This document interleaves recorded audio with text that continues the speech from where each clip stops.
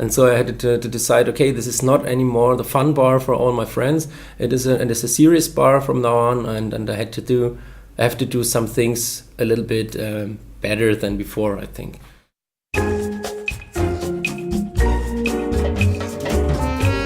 Welcome to the Lush Life podcast. I'm your drinking companion, Susan Schwartz, and I bring you the how-to guide for living life one cocktail at a time. Thanks to my mother's love of martinis, the first words I spoke were shaken, not stirred, and I've been obsessed by cocktails ever since. Together, we'll learn from bartenders, brand ambassadors, distillers, and others why certain drinks are popular in certain cultures, how to make the perfect old-fashioned, when to shake and when to stir, and so much more. Hear that sound? It's time to cozy up to the bar and let the fun begin. Providing a great experience for his punters is the driving force behind everything today's guest does. I can tell you right now, Stephan Schulz has achieved his goal. Because everyone who either lives in Nuremberg, Germany, or visits knows to stop into Matahari Bar. He wasn't even supposed to own a bar, but it might be the perfect instance of when a dream becomes a reality. I was brought up here in Nuremberg. I'm a Rütchen. You're originally a Nuremberger. Yes, I'm a Nuremberger. I was born here about 1.5 kilometers in this direction, and there's a hospital, and I was born there. And what did you study?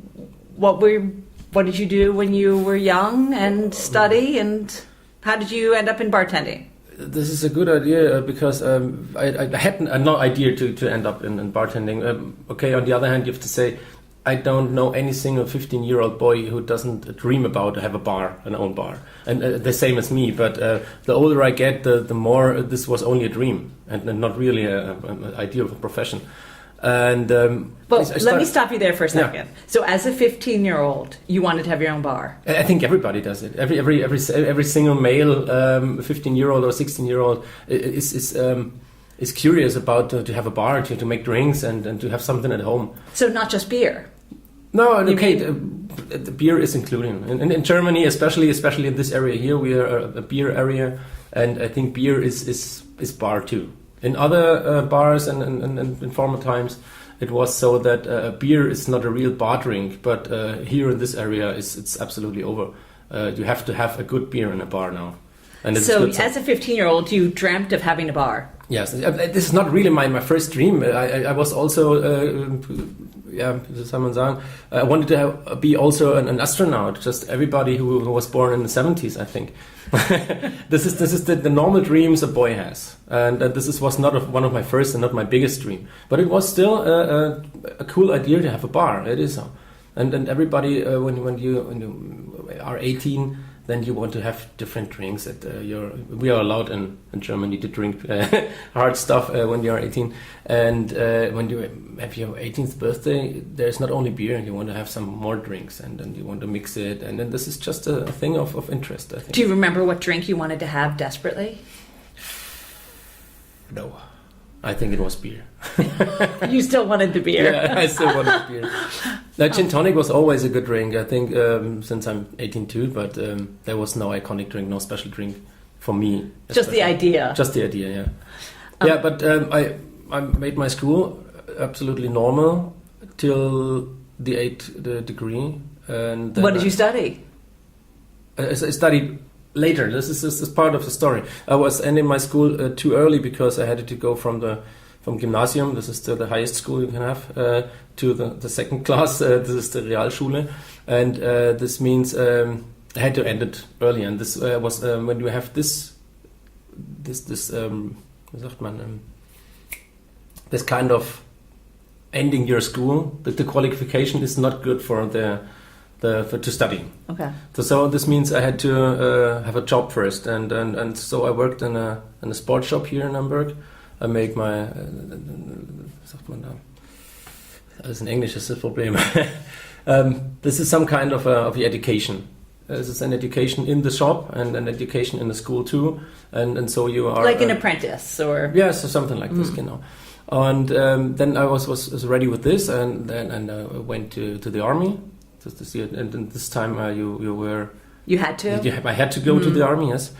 And when I come back, I still worked at the sport shop, and sometimes it was not my thing anymore. I said, okay, this is not good. The working times changed from 18 over to 20 o'clock to 8 o'clock in the evening, and all the things, and this shop is going anymore. It's growing and growing. And when I was beginning there, it was the one of 3 shops, and when I was ending, it was one of 20 shops in all over Germany. And the problem is this, that you are not anymore people of reason, the people of interest there. You're just only one who sells the stuff, and this is what I didn't want to do anymore. And so I began to get my A level in the second way, and in the back way.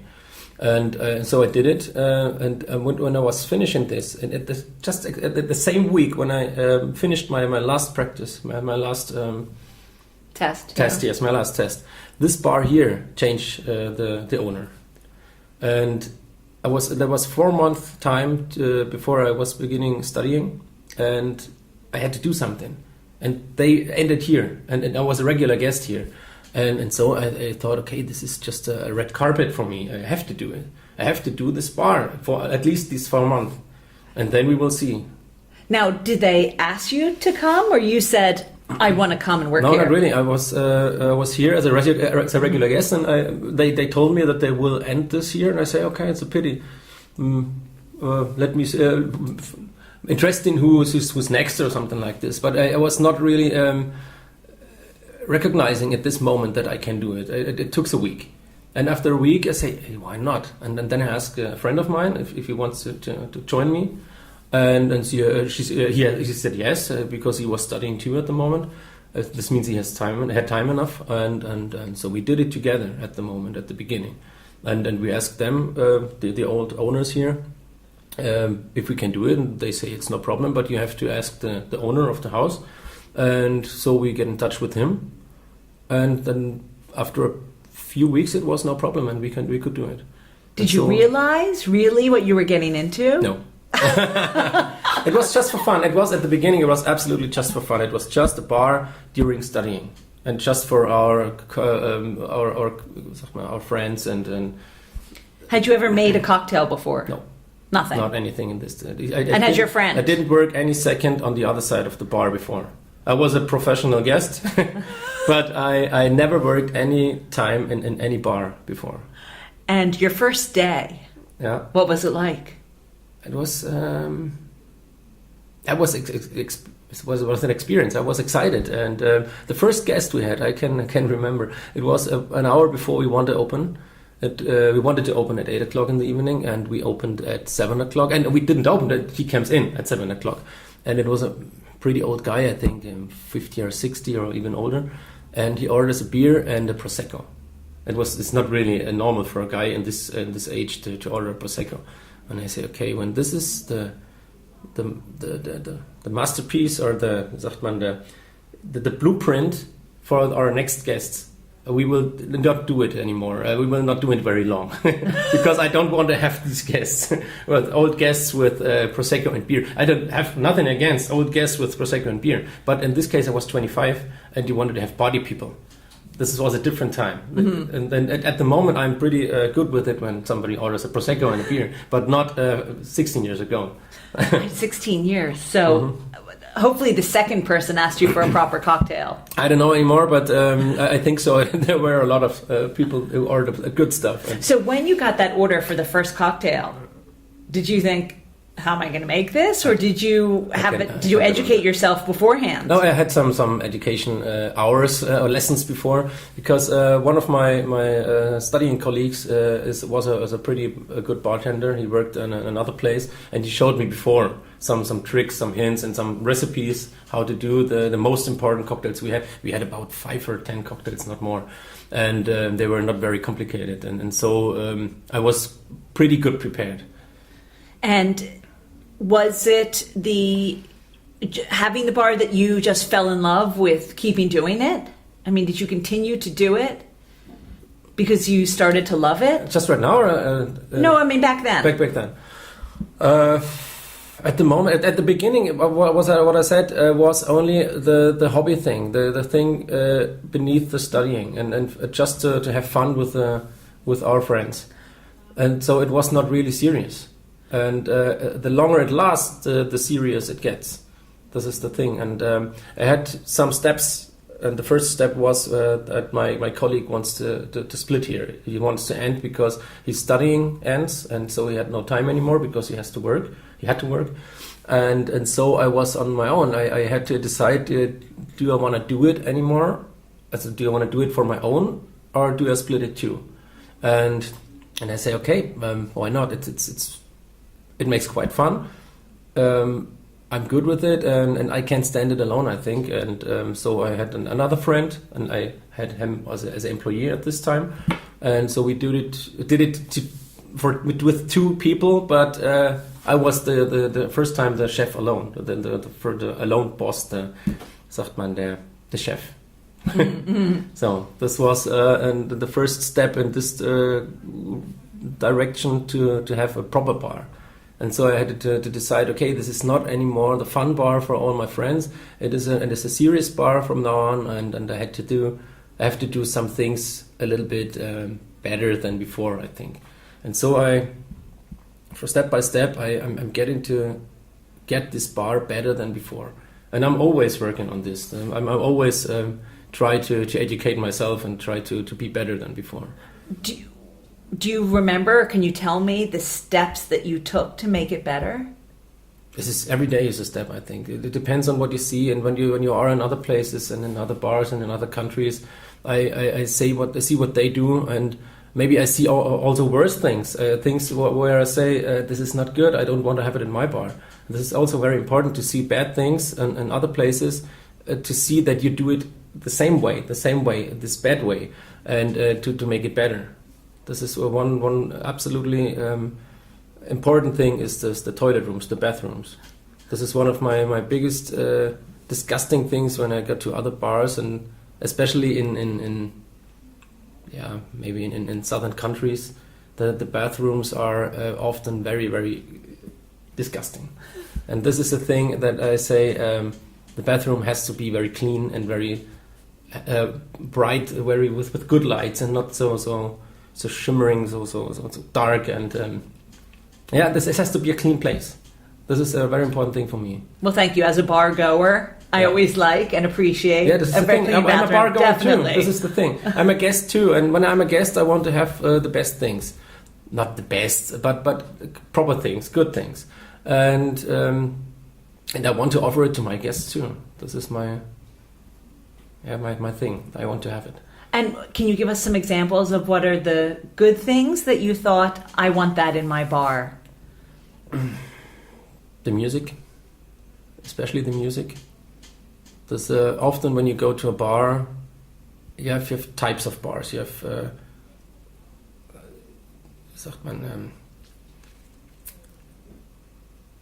you have different kinds of bars. And there's a cocktail bar, and a cocktail bar has to be quiet, a cocktail bar has to be dark, and a cocktail bar has to be with some flurry music in the background, not iconic things and nothing you like, and it's just there. And then you have party bars, and then you have maybe good music, maybe not, maybe you have some good people, but often you have no good drinks, and that's the problem. And I want to combine it. I want to combine a good music and a good party area with good drinks. I'm not I don't want to be a concurrent or to fight against a cocktail bar, a real cocktail bar. I'm not good as good as a cocktail bar. I don't think so. But there are cocktail bars, they pretend to be better and they aren't. This is the most important thing, I think. Well, I think you're being shy because this is one of the best cocktail bars in Nuremberg. It depends on what you order. No, this is not. You will not get a bad cocktail here, but you will not get anything you get in a proper big cocktail bar. This is the thing. You cannot have a Manhattan in 3 different ways. You can try it. I can try it. I can do it, but I have not the personal, not the bar. Well, you're assuming that's what makes a good cocktail bar. So you meant, you are one of the most famous cocktail bars, maybe in Germany. I would say one of some famous, not very cocktail bars. I think in a bar for itself, and this is what I want to hear. I'm a cocktail bar, of course, but I'm not only a cocktail bar. I'm a proper bar, and you can have everything you want to have in a bar. This is the thing, and I try to do my best in all these different things. And this is for me important, that you have a full experience, and not only a good cocktail, and all the rest is so boring and so clean and so neat. No, you can absolutely be relaxed here. You can be yourself. Everybody is welcome here if he wants to be welcome, and you can also have a good drink. And this is the difference to a proper cocktail bar, in my opinion. You want everyone to have a good time, but you do put thought into your cocktails. Yeah. So why don't we just chat about your cocktail menu and how you create that? Okay, in the beginning there was the menu of my pre-owners. This is what I have to say. And this means the first menu I have was the menu of my pre-owners. And so I started with this 5 to 10 cocktails. I don't think there were more. And from time to time I tasted some cocktails and other places, or there are cocktails you have to have as a bar.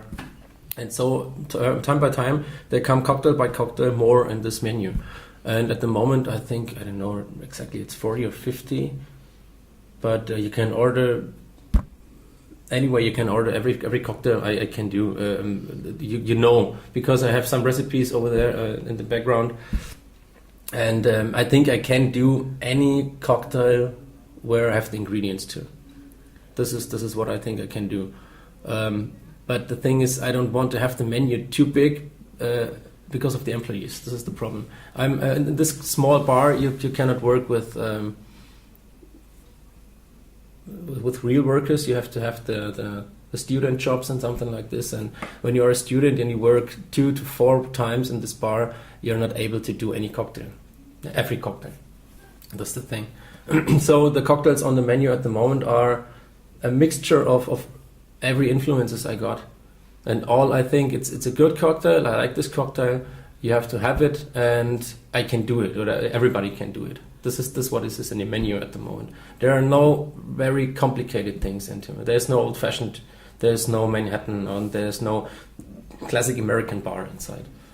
Not really. Okay, whiskey sour is over there, and some sours too, and some gimlet. Easy things are there, but not the things where you have to know what to do. This is not in the menu. So what is on the menu? So should I say, you're a tough one. More like the fancy cocktails, a little bit more, caipirinha or the Jamaican stuff, the planter's punch or something like this with rum and some sweet things. But this is also very important at very much places. When you get these fancy, these Caribbean cocktails, they are way too sweet. Less alcohol, too much ice, too much juice, and too much sugar. And this is what I don't like. And when you order a fancy Caribbean cocktail here, there is alcohol in it and you taste it. And there is also not too much sugar in it. And this is what my iconic thing is, I think. That a cocktail, even when it's a sweet cocktail, it's not too sweet. This is very important for me. Also, best thing is, best example is Mai Tai. Everybody has a Mai Tai. But a Mai Tai is one of the cocktails, I can say, when you have 100 cocktail bars, you have 100 totally different recipes of Mai Tai. And the most of the Mai Tais you get are absolutely too much stuffed with the high proof rum. And this is what doesn't fit in a good Mai Tai. A good Mai Tai, you have to taste the rum, but it doesn't have to be too heavy and too big. And so I have the 2 different Mai Tais. I have the so-called original recipe from Trader Vic. And I have this fancy Caribbean version with pineapple juice, but it's not this heavy and not this only sugar and dark rum thing. This is important for me. Well, I've got to try that. Should we go make it? Absolutely.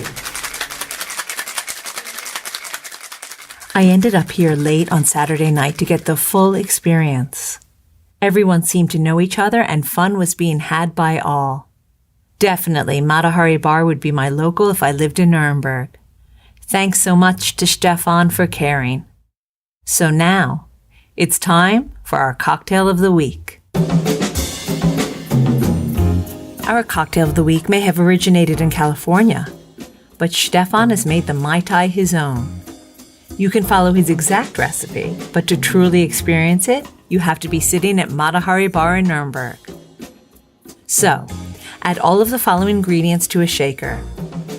5 cls of Havana Club 3-year, then 4 cls of apricot brandy, 2 to 3 cls of lime juice cordial, then 2 to 3 cls of lemon juice, and then add a few dashes of orgeat or almond syrup.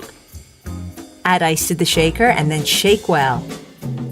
Strain it all into a long glass with ice and dream of summer. If you want, make Trader Vic's original recipe and then this one to compare and contrast. You'll find this recipe and all the cocktails of the week on alushlifemanual.com, where you'll also find all the ingredients in our shop. Next time, we meet the man who has won awards, worked for major brands, and then one day found he couldn't take the pressure anymore. By speaking out, he realized he was not alone and established the charity Healthy Hospo that provides information, advice, and support on mental and physical health for all hospitality professionals. This could be the most important episode you will listen to. Until next time, bottoms up.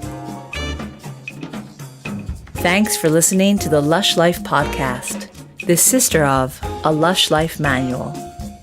For more information and links to everything you heard, plus a bit more, please visit alushlifemanual.com.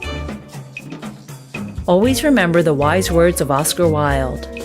All things in moderation, including moderation. And always drink responsibly. Okay, I said that last part. Theme music is by Steven Shapiro and used with permission. Lush Life is produced by Terra, and I'm your hostess, Susan Schwartz. I'll see you at the bar.